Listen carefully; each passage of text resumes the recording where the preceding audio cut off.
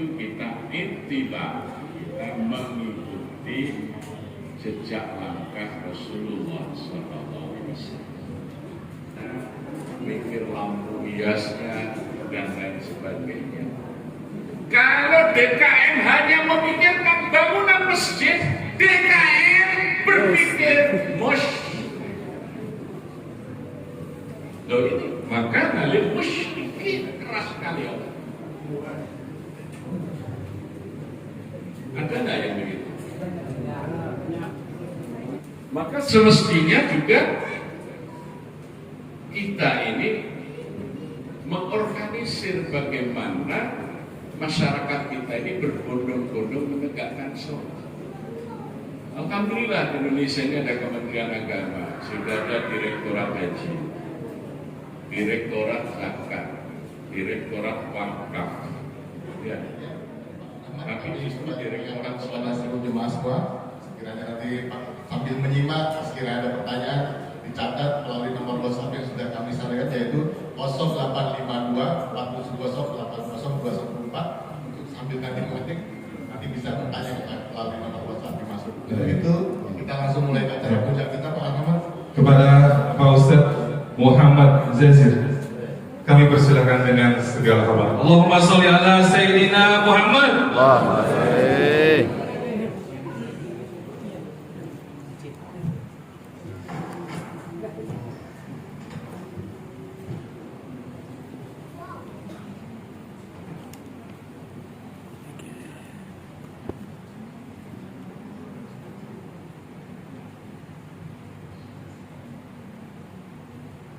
Assalamualaikum warahmatullahi wabarakatuh.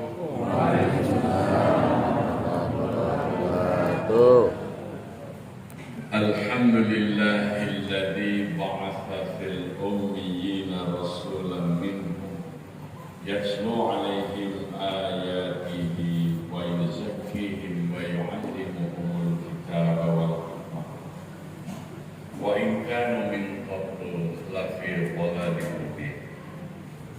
Asyhadu an la ilaha illallah iyyahu na'budu wa iyyahu nasta'in. Wa asyhadu anna Muhammadar Rasulullah alladzi mab'utha rahmatan lil alamin. Allahumma shalli wa sallim wa barik ala sayyidina wa maulana Muhammadin wa ala alihi wa sahbihi ajma'in. Raditu billahi rabba wa bil islami dinan wa bi Muhammadin nabiyya wa rasulah. Rabbi zidni ilma warzuqni fahma.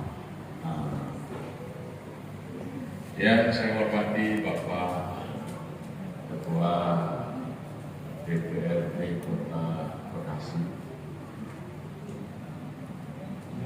yang saya hormati Bapak Ketua Dewan Masjid Kecamatan Medan Satria, yang saya hormati Bapak Lurah Pejuang. Di sini masyarakatnya para pejuang. Mudah-mudahan kalau pemilu tidak mau berjuang, maksudnya berjuang itu beras, baju, dan uang.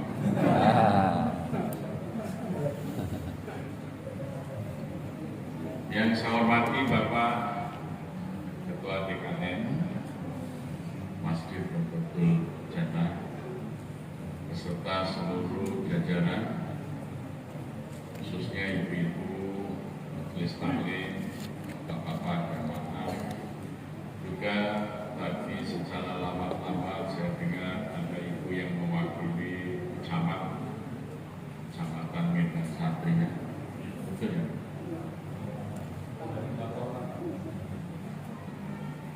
Hari ini kita memperingatkan diri kita sendiri dengan peringatan Maulid Nabi Muhammad Sallallahu Alaihi Wasallam, memperingatkan kepada diri kita bahwa kita itu diberikan contoh teladan yang harus kita ikuti. tadi dibaca oleh Pak kita Ustaz ya, Anas Fuad Anas Fuadi laporkan lakum bi Rasulillah uswatun sungguh itu sudah pakai la masih qad ya, la itu sungguh, kalau la-nya panjang tidak, ini la-nya pendek, sungguh, qad itu juga sungguh, berarti harus bersungguh-sungguh kalian itu menjadikan diri Rasulullah SAW sebagai suri. Karena apa? Kalau kita mengikuti, mencontoh, meneladani Rasulullah SAW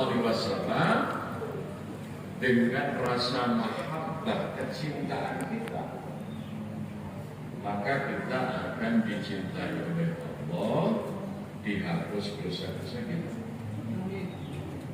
Itu dalam surah Al-Imran ayat 31. Qul, katakanlah Muhammad kepada umatmu, in kuntum tuhibbunallah, jika kalian sungguh mencintai Allah, fattabi'uni, ikutilah aku Muhammad ini, maka yuhibbukumullah, Allah akan mencintai. Ya. Yaghfir lakum dzunubakum, Allah akan menghapus dosa-dosa. Wa yaghfir lakum dzunubakum, dosamu itu akan dihapus, bukan diampuni, dihapus. Beda. Kalau diampuni itu besok di Yaumul Arab, di hari manakala kita menyaksikan dokumentasi perbuatan kita. Jadi sejak kita ini diangkat pena, mukallaf, balik, perbuatan kita ini semuanya direkam oleh Allah Subhanahu wa Ta'ala. Sebelum kita dihisab, kita akan diperlihatkan dulu apa yang kita lakukan. Itu namanya Yaumul Arab, hari diperlihatkan amal perbuatan. Sehingga nanti ketika dihisab kita tidak bisa protes, kita tahu, oh benar ya, saya sedang melakukan itu. Ya, pembuktian dulu. Jadi tidak mungkin ada bantahan kita, itu tidak seperti pengadilan di dunia ini. Jaksa mendakwa begini-begini, terdakwa bisa membantah, tapi di akhirat terdakwa ini diperlihatkan dulu semua perbuatannya. Ya Allah. Nah, kalau dosa dihapus itu artinya rekamannya sudah di-delete, sudah dihapus, jadi kita tidak melihat rekaman perbuatan dosa. Nah, untuk dosa kita dihapuskan adalah dengan cara ittiba. Seluruh kegiatan hidup kita ini kalau bisa meneladani Rasulullah SAW. Bangun tidur, apa yang dilakukan oleh Rasulullah? Bersyukur. Alhamdulillahilladzi ahyana ba'dama amatana wa ilaihil nusyur. Mensyukuri nikmat dulu. Hidup itu harus dimulai dari bersyukur. Maka setiap khatib dan pembicara, ucapan pertama adalah alhamdulillah, bukan bismillah. Ya, alhamdulillah. Innal hamdalillah nahmaduhu wa nasta'inu. Alhamdulillah. Tidak bismillah. Bangun tidur juga tidak bismillah, tapi alhamdulillahilladzi ahyana. Karena dengan syukur itu nikmat-nikmat yang telah kita syukuri akan ditambahkan oleh Allah. insyakartum la azidannakum wa la in kafartum inna 'adzabi lasyadid. Kemudian berwudu. Ya. Wudu bangun tidur itu disunahkan untuk apa? Menghirup air di hidung ini karena setan-setan itu bermalam di ujung hidung. Ya, dia keluar dari penginapan. Ini tempat menginap setan. WC-nya di telinga. Ya.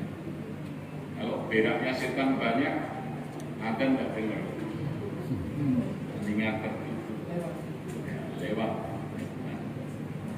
Nah, ini maka sekali lagi hari ini kita diperingatkan agar kita menjadi umat yang mencintai Rasulullah. Dengan cintanya itu kita ittiba, kita mengikuti jejak langkah Rasulullah SAW. Hari ini hanya satu aspek yang akan kita bahas, ittiba di dalam mengelola masjid. Karena sekarang banyak orang mengelola masjid tidak mencontoh Rasulullah. Makanya masjidnya tidak makmur, rakyatnya tidak sejahtera.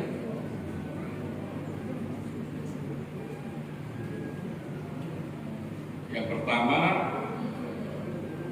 Allah memberikan panduan di dalam surah At-Taubah pada ayat ke-17 dan ayat ke-18. Ini sering yang hanya dibaca itu ayat 18 saja. Padahal itu satu paket turunnya itu ayat ke-17 dan 18 surah At-Taubah. A'udzu billahi minasyaitonir rajim. Maka lil musyrikina ayamuru masajidallah syahidina ala anfusihim bil kufr. Ulaika habitat a'maluhum wa finnari hum khalidun. Tidaklah pantas orang-orang musyrik itu menyatakan dirinya memakmurkan masjid-masjid Allah, sedang mereka sendiri menyadari bahwa mereka ingkar kepada ayat-ayat Allah. Maka sia-sialah amal perbuatan mereka itu, dan di neraka kelak mereka selama-lamanya. Itu ayat 17. Karena ayat ini turun ketika Rasulullah SAW hijrah ke Yathrib, membangun 3 masjid Rasulullah di situ. Satu Masjid Quba, yang kedua Masjid Nabawi, ketiga Masjid Bani Salamah, atau yang sekarang dikenal sebagai Masjid Iqbal. Rasulullah membangun masjid itu sangat sederhana, hanya tanah yang dibatasi dengan batu yang direkatkan dengan tanah liat. Kalau siang hari panas hanya dikasih penutup ya dari anyaman pelepah kurma. Sederhana sekali. Orang-orang musyrik di Mekah, dia membangun Masjidil Haram dengan bagus. Bagian masih ada bekasnya itu kalau kita ya, itu batu-batu coklat kemerahan itu indah dibangun. Maka orang musyrik mengatakan, kami lebih pandai daripada Muhammad itu memakmurkan masjid. Karena Masjid Al-Haram saya bangun dengan bagus. Itu masjidnya Muhammad itu jelek sekali. Maka turunlah ayat ini, maka nalil musyrikin ayat mulu masjid. Artinya apa? Pikiran orang musyrik memakmurkan masjid itu mengurus bangunannya saja agar bangunan masjidnya menjadi megah dan indah. Jadi kalau DKM itu setiap rapat hanya memikirkan bangunan masjid saja, maka itu DKM yang berpikir seperti orang musyrik. Paradigma kaum musyrikin. mikir menaranya, mikir ya keramiknya, marmernya, mikir lampu hiasnya dan lain sebagainya. Kalau DKM hanya memikirkan bangunan masjid, DKM berpikir musyrik. Loh ini maka dalil musyrikin keras sekali Allah. Ada nggak yang begitu? Maka ayat 18 Allah menjelaskan, innama ya'muru masajidallah man amana billahi wal yaumil akhir wa aqama sholata wa zakata wa lam yakhsha illallah wa asa ulaika ayyakunu minal muhtadin. Ayat ini diawali dengan kalimat innama. Innama itu adalah jumlah khobariyah. Jumlah khobariyah itu menyebutkan sifatul lazimah, sifat yang lazim. Jadi kalau ada awalan kata innama, bahwa sudah menjadi sifat yang melekat, yang lazim, gitu ya. Itu makanya maka innama ya'muru masajidallah sudah melekat di dalam diri orang-orang yang memakmurkan masjid-masjid Allah itu, mereka beriman kepada Allah dan hari akhir. Jadi orang yang memakmurkan masjid itu diawali dengan keimanannya kepada Allah dan hari akhir. Bahwa membangun masjid itu karena perintah Allah untuk menjadi tempat beribadah kepada Allah. Diwujudkan dengan apa? Aqimis sholat, menegakkan sholat. Ada orang yang kalau diajak membangun masjid senang membantu, tapi nggak pernah sholat di masjid yang dia bangun. Ini seperti penggali kubur. Dia membuat lubang kubur, tapi tidak pernah mau masuk ke dalam. Hanya untuk orang lain. Jadi kalau orang beriman pada Allah dan hari akhir, dia membangun masjid dan dia menegakkan sholat. Aqimis sholat. DKM-nya bukan hanya memikirkan bangunan, memikirkan bagaimana masjid itu dipenuhi oleh masyarakat yang menegakkan sholat. Jadi harus ada adhan. Adhan itu artinya mengorganisir, ya, memobilisir, menggerakkan. Sudah di bawah. Seperti di dalam surah Al-Hajj itu, fa'adzin bin nasi bil hajj. Adzanilah manusia berhaji. Maka tidak kemudian diteriakkan haji, tidak demikian. Dibentuklah Kementerian Haji di Saudi Arabia untuk memfasilitasi orang yang mau melaksanakan.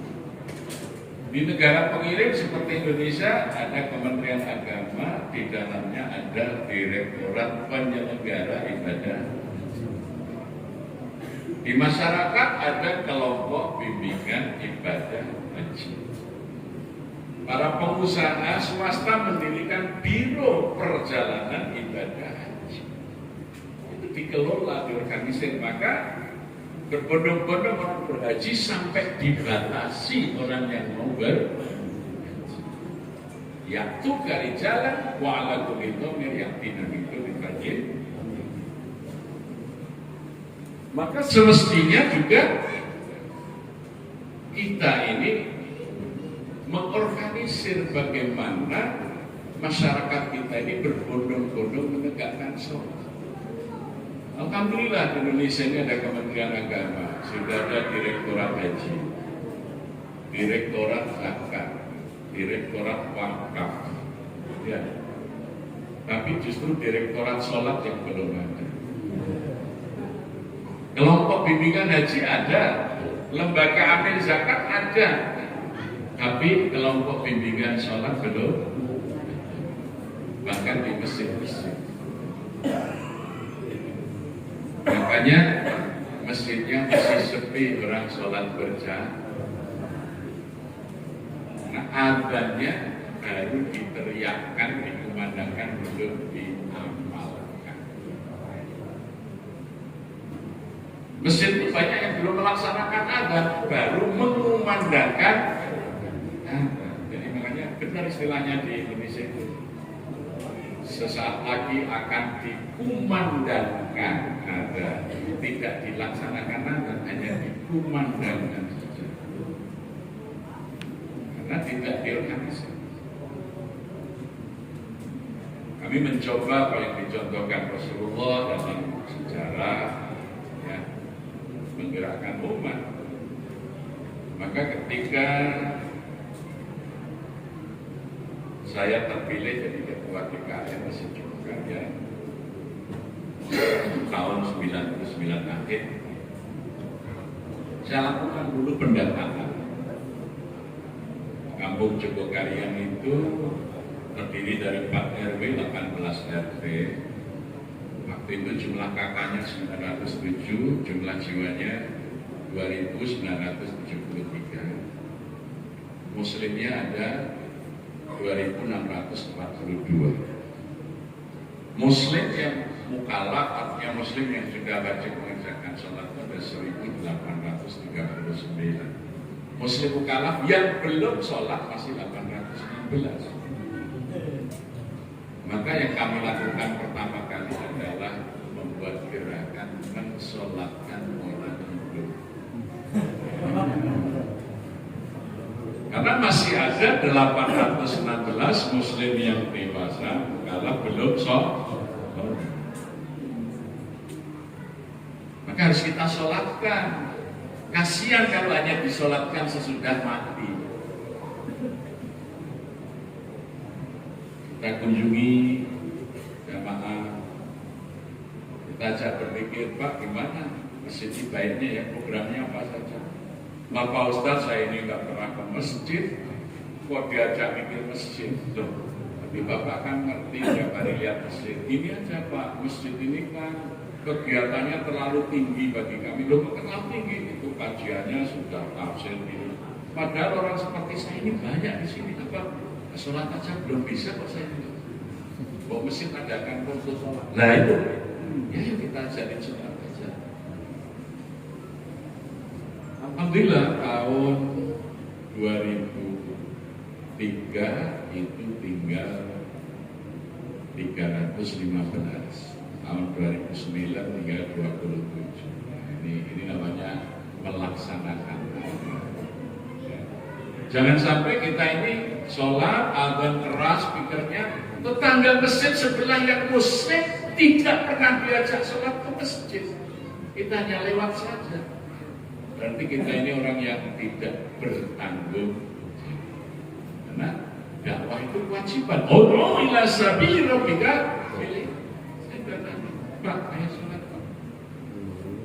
Mungkin saking jengkelnya saya datangi, dia bilang, Mas, kapan sampean tuh berhenti mengajak saya sholat?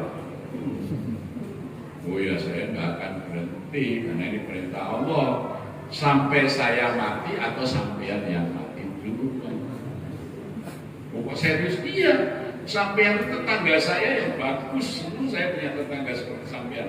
Dan nanti kalau saya masuk surga tidak ada sampean, sepi surganya. Akhirnya kok serius Pak Ustadz? Ya, saya ikut belajar. Ya, tadi satu persatu orang kemudian sholat. Tapi kalau hanya diteriaki lewat speaker, nggak ada pengaruh. Ayo sholat. Nah itu namanya hanya dikumandangkan adanya juga. Dan yang kedua, orang-orang yang sudah sholat, mereka belum berjamaah ke masjid. Padahal Rasulullah SAW menyatakan, sholat minal mar'i fi buyuti illa sholatul maktubah. Sebaik-baik mengerjakan sholat bagi seorang muslim itu di rumahnya sendiri. kecuali sholat wajib. Jadi sholat duha di rumah, sholat malam di rumah, qobliyah, ba'diyah lebih utama di rumah. Tetapi sholat wajib di masjid, bukan di rumahnya. Musola dalam rumah-rumah itu bukan untuk sholat wajib, untuk sholat sunnah. Karena sholat berjamaah di masjid itu keutamaannya luar biasa. Ketika sholat berjamaah ini Allah akan melihat imamnya dulu. Ya kayak Ustaz Anas Mu'adzi. Kalau imamnya ini khusyuk, maka seluruh makmumnya dijaga khusyuk sholat. Jadi dalam sholat berjamaah itu Allah tidak melihat satu persatu makmumnya. Kalau imamnya tidak khusyuk, Allah akan melihat ada enggak salah satu makmumnya yang khusyuk. Kalau ada satu orang saja makmum yang khusyuk, maka seluruh makmum dan imam dijaga khusyuk sholat. Bagaimana kalau imam dan makmum tidak ada yang khusyuk?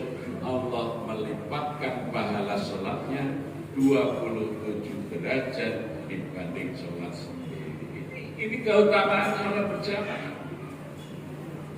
Belum lagi pola sholatnya berjamaah di waktu subuh. Rasulullah bersabda, "Man sholat sholatan subhi bi jama'atin faka'anna sholatul lailin." Barang siapa yang sholat subuh dengan berjamaah di masjid, faka'anna sholatul lailin, seakan-akan dia mengerjakan sholat itu semalam penuh. Man sholat sholatan isya fi jama'atin faka'anna mithlu lailin. Jadi kalau sholat maghrib itu sama dengan separuh malam, sholat isyanya separuh malam. Jadi maghrib isya satu malam penuh, subuhnya satu malam penuh. Sholat duhur berjamaah di masjid itu lebih baik dari mengerjakan 1000 rakaat sholat di malam hari. Jangan sampai kita malam, sudah ada yang pernah sholat malam 1000 rakaat? Kalau kita sholat duhurnya berjamaah di masjid, lebih baik pahalanya daripada sholat malam 1000 rakaat. Maka waktu itu kami dari DKM menghadirkan jamaah untuk masjid. Kami buat undangan seperti undangan pengantin di Cintayam. Dan namanya kutip hadis-hadis keutamaan sholat diantar, bukan hanya ditinggal di bawah pintu, ditemui orangnya, Pak ini ada undangan siapa yang nikah ini? Udah Pak, ini undangan sholat bersama nanti. Nah kalau sudah diundang harus digembirakan, hayya 'alas sholat, ayo sholat. Setelah itu hayya 'alal falah, ayo bahagia. Sama dengan kita undang orang ke pengantin, kita jamu. Maka sebaiknya di situ membuat gembira orang yang berjamaah, minimal ada minuman. Maka waktu itu setiap subuh kami sediakan kopi susu sama snack. Tapi ini kalau rapat DKM sering tidak berhasil. Sebabnya apa? Banyak DKM itu tidak meniru Rasulullah dalam menunjuk bendahara.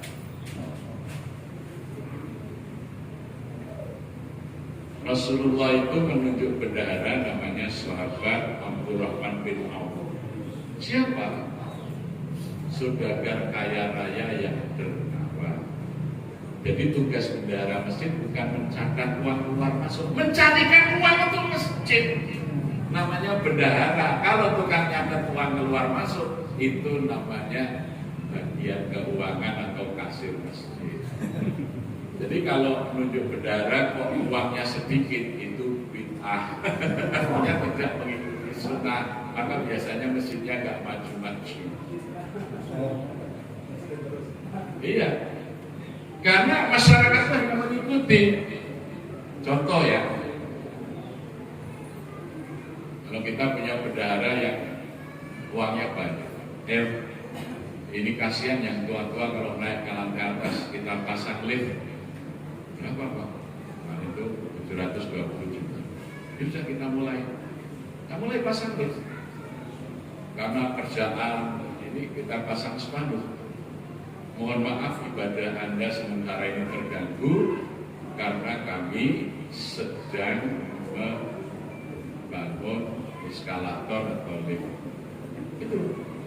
Maka orang-orang bertanya, Pak, ini liftnya mau dipasang, berapa itu? 720. Loh, kalau kita mau ikut nyumbang gimana caranya? Itu ada kode infak, kita pasang besok. Kalau mau kirim rekening, itu ke rekening.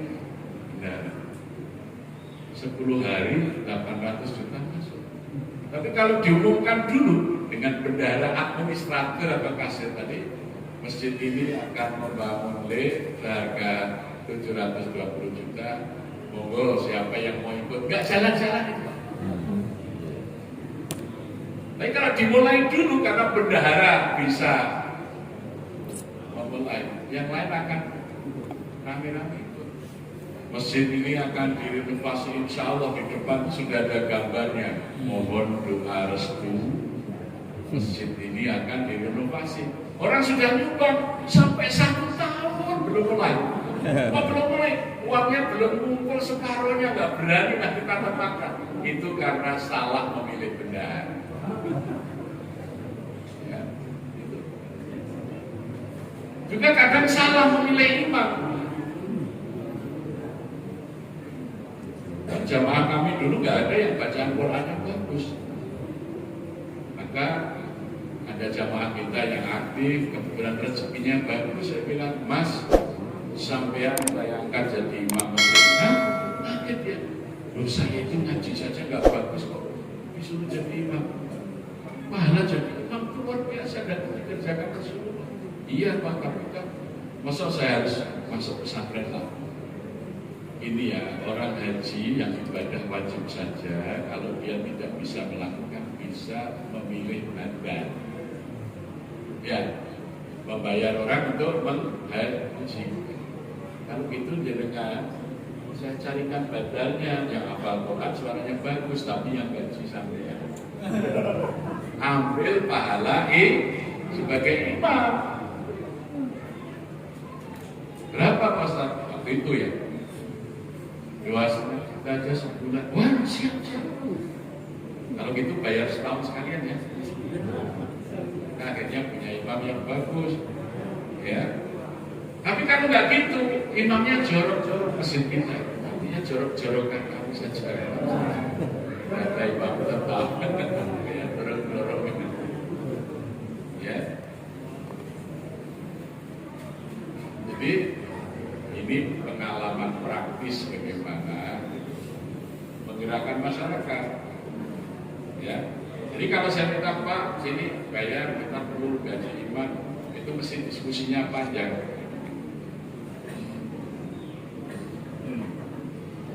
Nah, maka masjid di masa Rasulullah itu bisa menjadi